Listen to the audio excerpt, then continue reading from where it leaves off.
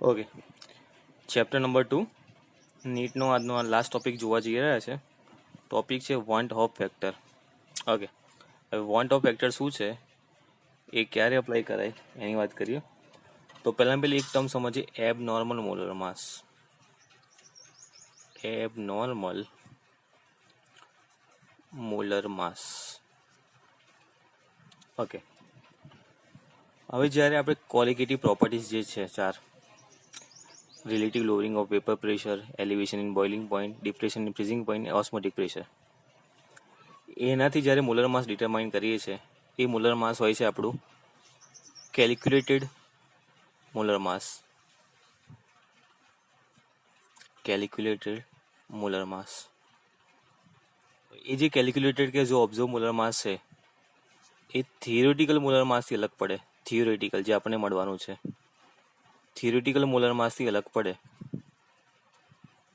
તો એવા મોલર માસને કહેવાય એબ નોર્મલ મોલર માસ. મતલબ કે એ મોલર માસ પરફેક્ટ નથી, એ એક્ઝેક્ટ વેલ્યુ નથી, એમાં કંઈક પ્રોબ્લેમ છે.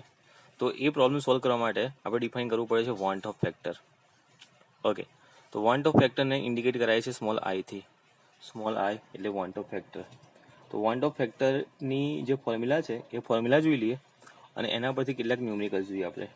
તો વોન્ટ ઓફ ફેક્ટરની ફોર્મ્યુલા છે, ગુજરાતી મીડિયમ માટે એબ નોર્મલ મોલર માસ મતલબ કે એવું આણ્વીય દળ જે પ્રોપર નથી, મતલબ કે એવું આણ્વીય દળ જે આપણને રેગ્યુલર રીતે મળ્યું નથી. મતલબ કે આપણે જે ક્વોલિટેટિવ પ્રોપર્ટીથી જે આપણને આણ્વીય દળ મળે છે, એના કરતાં જે સૈદ્ધાંતિક આણ્વીય દળ હોય છે, મતલબ કે ગાણિતિક રીતે મળ્યું આણ્વીય દળ અને સૈદ્ધાંતિક આણ્વીય દળ એમાં તફાવત હોય, તો એવા આણ્વીય દળને એબ નોર્મલ મોલર માસ કહેવાય, એબ નોર્મલ આણ્વીય દળ કહેવાય. ઓકે, તો એના માટે વોન્ટ ઓફ અવયવ ડિફાઇન કરવાની જરૂર છે. તો વોન્ટ ઓફ ફેક્ટર કે વોન્ટ ઓફ અવયવ શું છે તેની ફોર્મ્યુલા આપણને ઓલરેડી ખબર છે. તો એક્સપેરિમેન્ટલ વેલ્યુ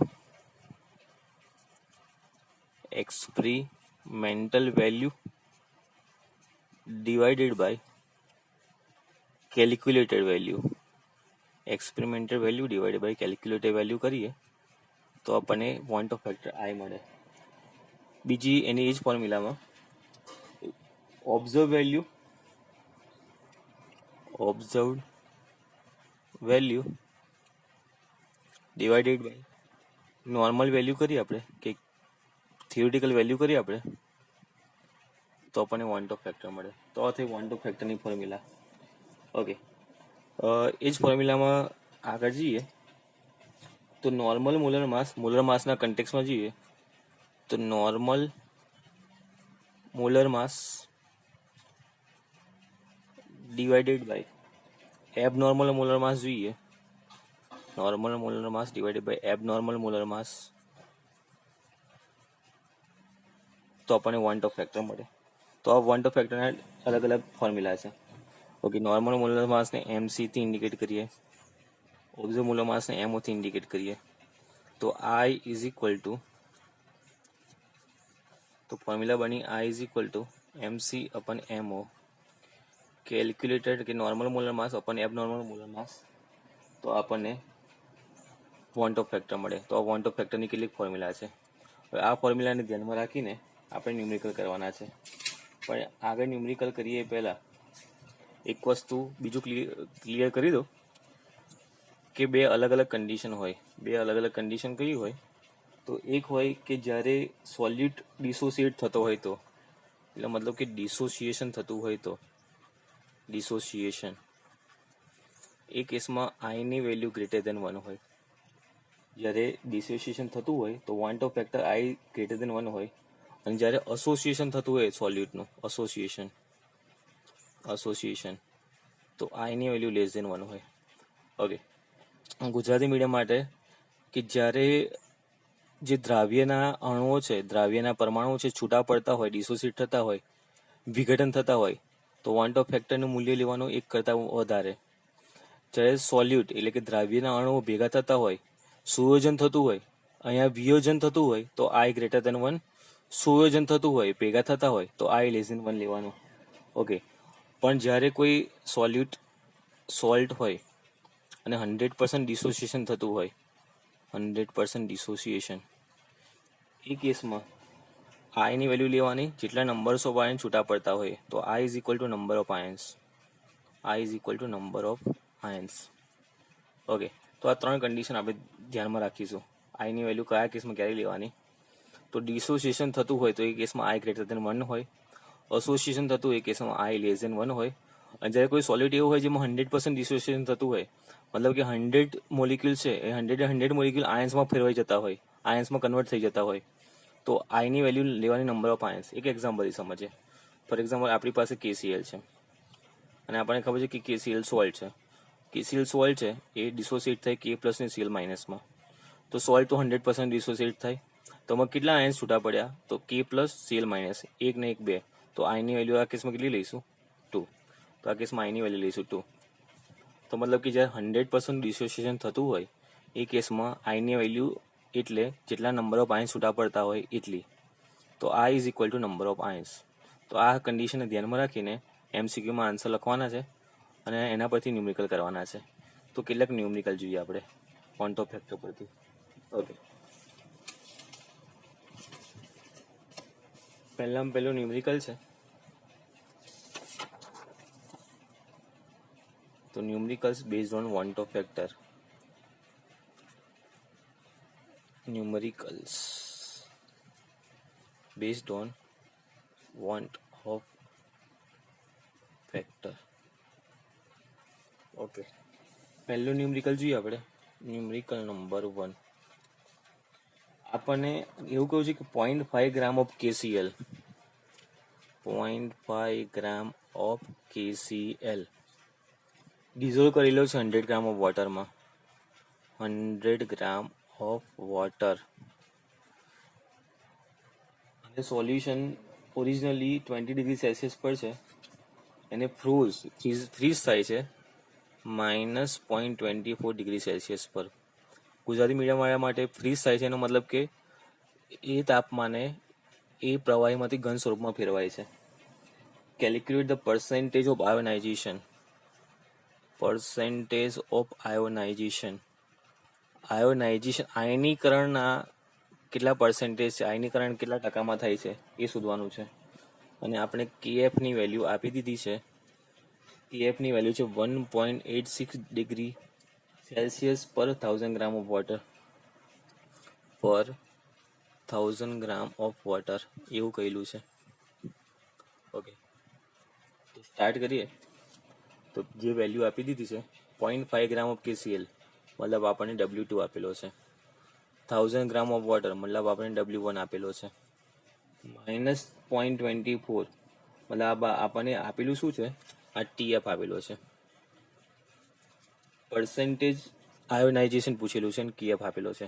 તો આટલી બધી વેલ્યુ આપી છે આપણને. તો પહેલું ડેલ્ટા TF શોધીએ. તો delta TF is equal two T0F minus TF છે. T0F એટલે પ્યોર સોલ્વન્ટ, પ્યોર વોટર હોય એ કેસમાં એનો જે ફ્રીઝિંગ પોઈન્ટ હોય, તો પ્યોર વોટરનો ફ્રીઝિંગ પોઈન્ટ કેટલો હોય? 0. માઇનસ TFનો ફ્રીઝિંગ પોઈન્ટ મતલબ સોલ્યુશનનો ફ્રીઝિંગ પોઈન્ટ કેટલો છે? -20.24. -0.24. તો આપણને આન્સર મળશે 0.24 degree Celsius. Okay, delta TF મળી ગયો. હવે આપણને ફોર્મ્યુલા ખબર છે મોલિક્યુલર માસ ફાઇન્ડ આઉટ કરવાની. તો મોલિક્યુલર માસ ફાઇન્ડ આઉટ કરવાની ફોર્મ્યુલા છે M2 is equal to 1000 into KF into W2 divided by delta TF into W1. આ ફોર્મ્યુલા છે M2ની. મોલિક્યુલર માસ ઓફ સોલ્યુટ, દ્રાવ્યનું આણ્વીય દળ શોધવાની ફોર્મ્યુલા.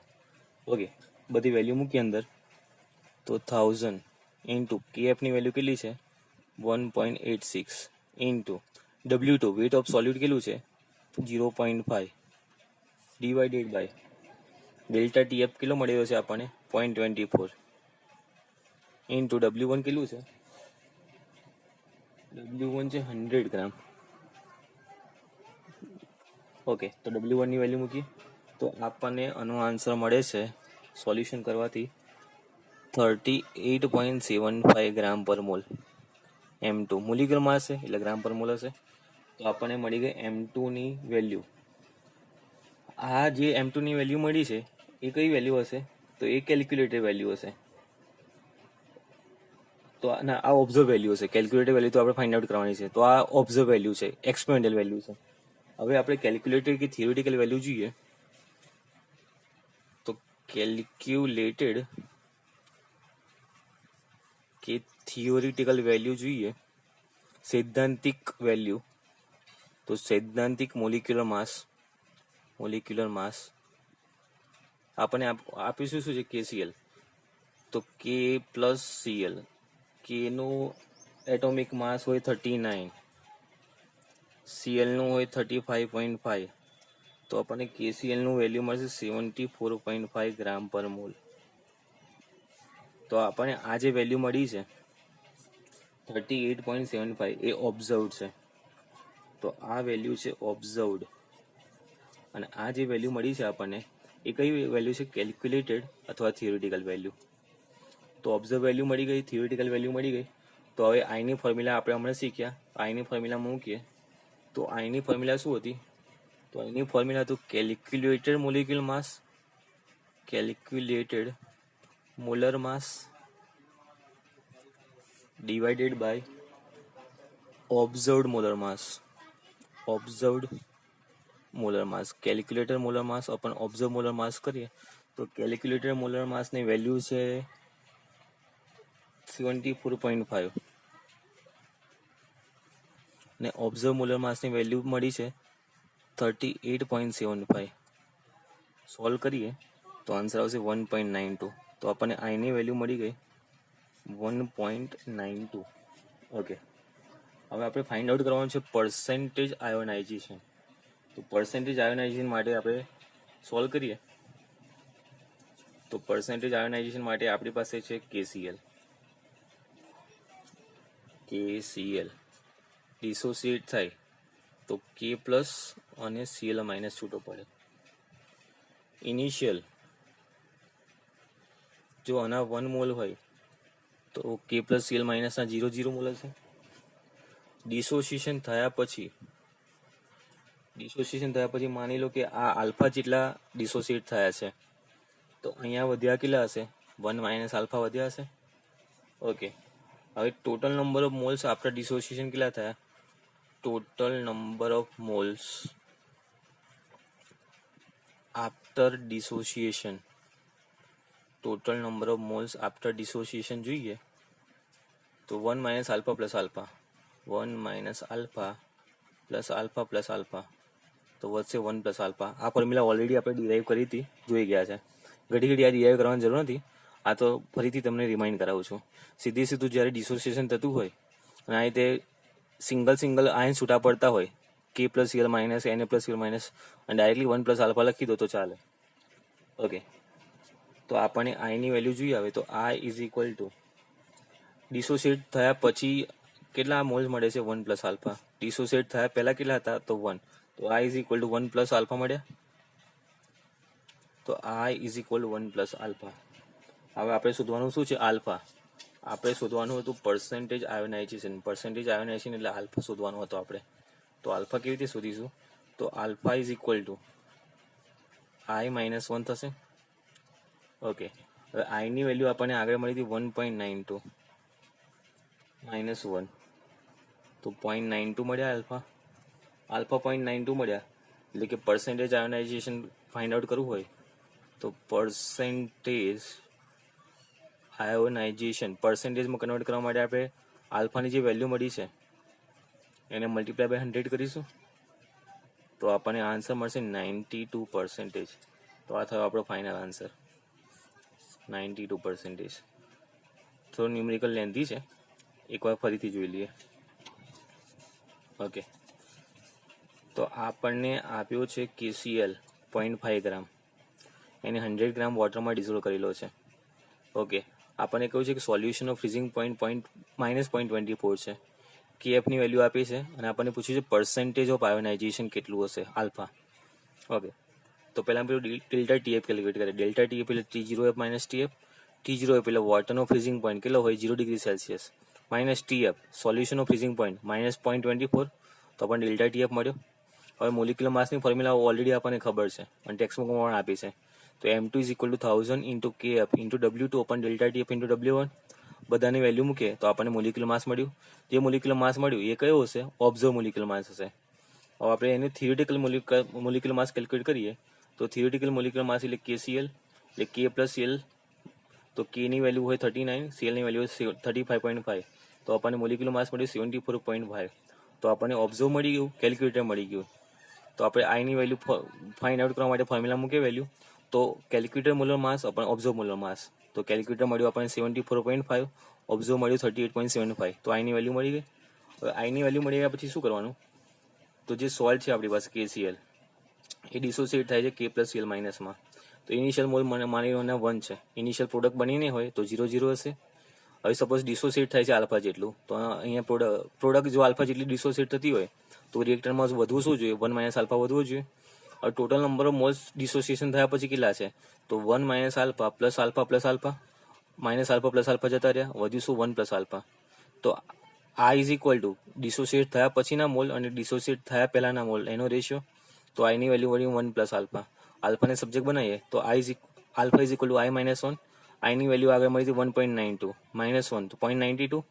પર્સન્ટેજ પૂછ્યા છે તો જે પણ આલ્ફાની વેલ્યુ મળી એને 100 વડે મલ્ટીપ્લાય કરીએ તો આપણને મળી જશે પર્સન્ટેજ આયોનાઇઝેશન. તો 0.92 ઇન્ટુ 100 તો 92%.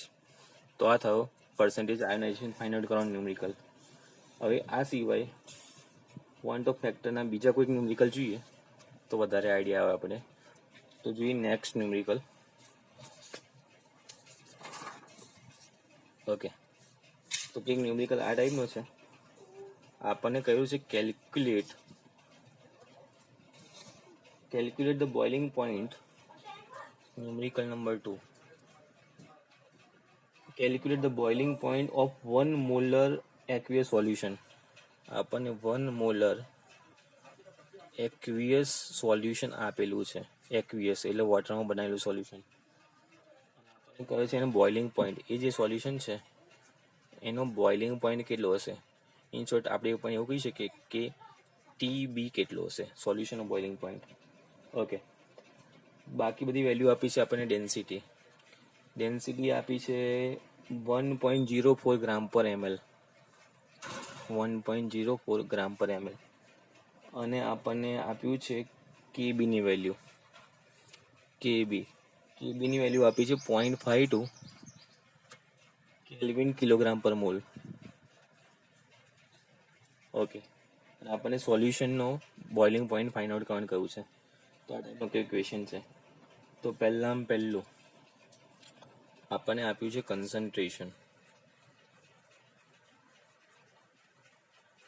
કન્સન્ટ્રેશન સોલ્યુશનનું કેટલું છે? તો કન્સન્ટ્રેશન સોલ્યુશનનું આપેલું છે આપણને 1 મોલર. બરાબર, આ છે મોલારિટી. પણ આપણે જે પણ ફોર્મ્યુલા છે ક્વોલિટેટિવ પ્રોપર્ટી વાળી એમાં આપણે ફાઇન્ડ આઉટ કરીએ છીએ મોલાલિટી અને આપણને આપી છે મોલારિટી. પણ મોલારિટીમાંથી મોલાલિટીમાં કન્વર્ટ કરવા માટે એ લોકોએ આપી છે ડેન્સિટી.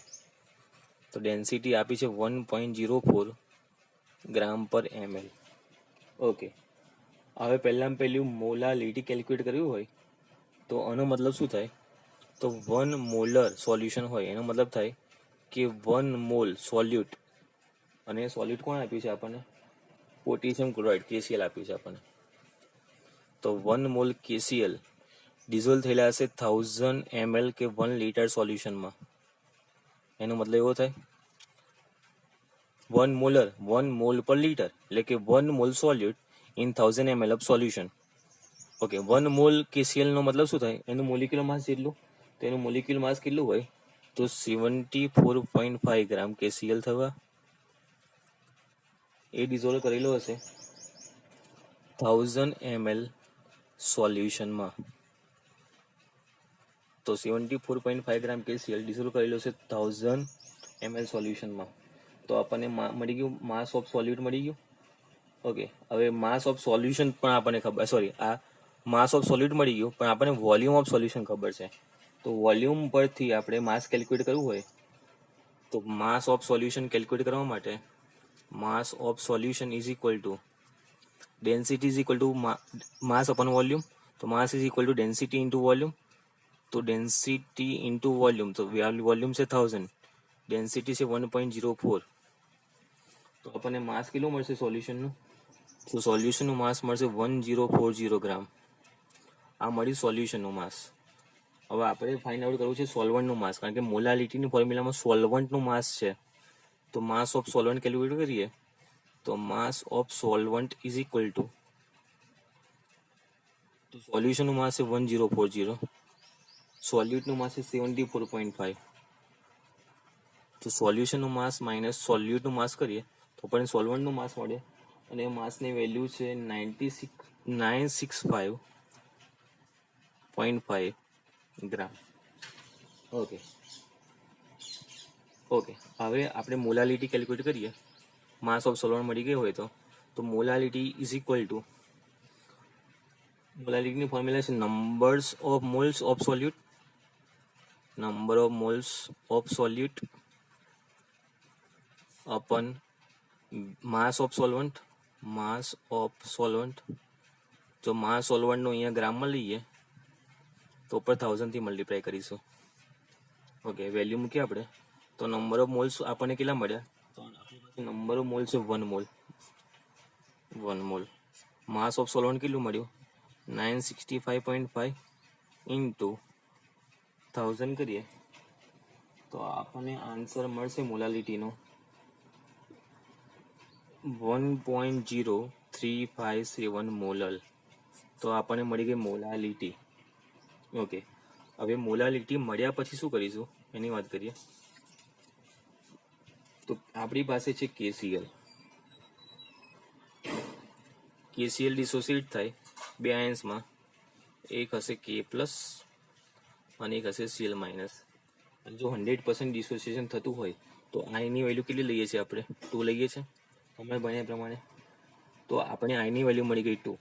હવે આપણી ફોર્મ્યુલા છે delta TB is equal to I into KB into M, molality into van't of factor into KB constant. આઈની વેલ્યુ આપણને મળી છે 2. કેબીની વેલ્યુ આપણને ઓલરેડી આપી હતી. કેબીની વેલ્યુ કેટલી આપી હતી 0.52, અને મોલાલિટી આપણે હમણાં કેલ્ક્યુલેટ કરી. મોલાલિટીની વેલ્યુ આપણને મળી 1.0357. સોલ્વ કરીએ તો આપણને સિમ્પ્લિફાય કર્યા પછી આન્સર મળશે 1.078 ડિગ્રી સેલ્સિયસ. આ મળ્યો આપણને ડેલ્ટા ટીબી. પણ આપણે ડેલ્ટા ટીબી નથી શોધવાનો, આપણે શોધવાનો છે ટીબી. તો આપણને ફોર્મ્યુલા ખબર છે, delta TB is equal to TB minus T0B. સોલ્યુશનનો બોઇલિંગ પોઈન્ટ માઇનસ સોલ્વન્ટનો બોઇલિંગ પોઈન્ટ, અને આપણે શોધવાનું છે ટીબી. તો TB is equal to delta TB plus T0B. તો ડેલ્ટા ટીબીની વેલ્યુ આપણને કેટલી મળી છે 1.078. તો ડેલ્ટા ટીબીની વેલ્યુ છે 1.078 પ્લસ T0B. T0B એટલે સોલ્વન્ટનો બોઇલિંગ પોઈન્ટ. સોલ્વન્ટ કોણ છે અહીંયા, વોટર. વોટરનો બોઇલિંગ પોઈન્ટ કેટલો હોય સેલ્સિયસમાં, તો 100. તો પ્લસ 100 કરીએ તો આપણને મળશે 101.078 ડિગ્રી સેલ્સિયસ. તો આપણને આ મળી ગયો આપણો final answer TB 101.78 degree Celsius, boiling point of solution. ફરીથી આપણને આપ્યું છે 1 મોલર એક્વિયસ સોલ્યુશન KCl નું. એના માટે ડેન્સિટી આપી છે 1.04 ગ્રામ પર ml. કેબીની વેલ્યુ આપી છે 0.52. પૂછ્યું છે ટીબી. ટીબી એટલે સોલ્યુશનનો boiling point. Okay, concentration of solution આપી છે 1 મોલર, ડેન્સિટી આપી છે 1.04. 1 મોલરનો મતલબ થાય 1 મોલ પર લીટર મતલબ 1000 ml. તો 1 mall KCl in 1000 ml of solution. 1 mall KCl એટલે એનું વેટ કેટલું થાય, એનું મોલિક્યુલર વેટ જેટલું. એનું મોલિક્યુલર વેટ કેટલું હોય 74.5. તો 74.5 ગ્રામ KCl in 1000 ml of solution. તો આપણને વેટ ઓફ સોલ્યુટ કે માસ ઓફ સોલ્યુટ મળી ગયો. પણ મોલાલિટી માટે આપણે માસ ઓફ સોલ્વન્ટ જોઈએ, પણ અહીંયા આપણને વોલ્યુમ ઓફ સોલ્યુશન આપેલું છે. તો વોલ્યુમ ઇન્ટુ ડેન્સિટી કરીએ તો માસ ઓફ સોલ્યુશન મળી જાય. માસ ઓફ સોલ્યુશન પરથી માસ ઓફ સોલ્વન્ટ માટે સોલ્યુશનનું માસ માઇનસ સોલ્યુટનું માસ. તો સોલ્યુટનું માસ કેટલું છે, એટલે કે દ્રાવણનું વજન માઇનસ દ્રાવ્યનું વજન કરીએ તો આપણે દ્રાવકનું વજન મળે. તો અહીંયા દ્રાવકનું વજન મળ્યું 965.5 ગ્રામ. ઓકે, હવે મોલાલિટીની ફોર્મ્યુલામાં number of moles of solute upon mass of solvent in gram into 1000. તો મોલ્સ કેટલા છે 1, માસ ઓફ સોલવન્ટ કેટલું મળ્યું 965.5 ઇન્ટુ 1000 કરીએ તો મોલાલિટી મળી આપણને 1.0357. ઓકે, હવે મોલાલિટી મળ્યા પછી શું કરીશું, તો આપણી પાસે છે KCl ડિસોસિએટ થાય K પ્લસ Cl માઇનસ, તો બે આયન છૂટા પડે તો આયની વેલ્યુ કેટલી હોય 2. તો આપણે ફોર્મ્યુલા છે delta TB is equal to I into KB into M. આઈની વેલ્યુ મૂકી 2, કેબીની વેલ્યુ 0.52 આપેલી છે, મોલાલિટી મળી આપણને 1.0357. તો ડેલ્ટા ટીબીની વેલ્યુ મળી 1.078. હવે ડેલ્ટા ટીબી નથી શોધવાનો, આપણે શોધવાનો છે ટીબી. તો delta TB is equal to TB minus T0B. और टीबी ने सब्जेक्ट बनाइए तो delta TB plus T0B. Delta TB ની વેલ્યુ મળી 1.078. T0B એટલે વોટર એટલે કે સોલ્વન્ટનું બોઇલિંગ પોઈન્ટ જે છે 100 ડિગ્રી સેલ્સિયસ. તો 1.078 પ્લસ 100 કરીએ તો આપણને ટીબીની વેલ્યુ મળશે 101.078 ડિગ્રી સેલ્સિયસ. આ મળ્યો આપણને boiling point of solution, TB boiling point of solution.